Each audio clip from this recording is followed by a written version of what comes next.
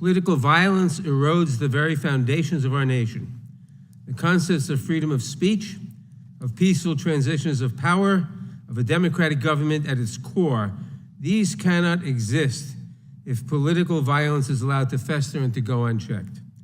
And if you think that this one assassin's bullet was a bolt out of the blue and not part of a wave of violence that has threatened this nation for years, then you have missed the point of what my Democratic colleagues and I have been imploring you to hear for some time.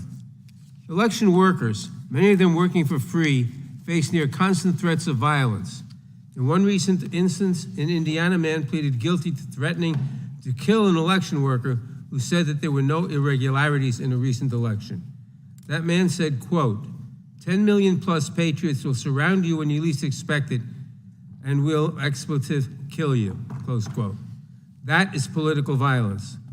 In another instance, Speaker Emerita Nancy Pelosi's husband was bludgeoned over the head with a hammer by an intruder in his home who had been there to capture Ms. Pelosi, interrogate her, and possibly, quote, break her kneecaps because of her liberal views. That is political violence.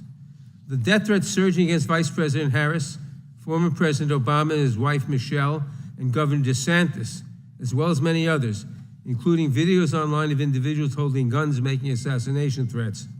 That is political violence. The plot to kidnap Governor Gretchen Whitmer and overthrow parts of the state government. That is political violence.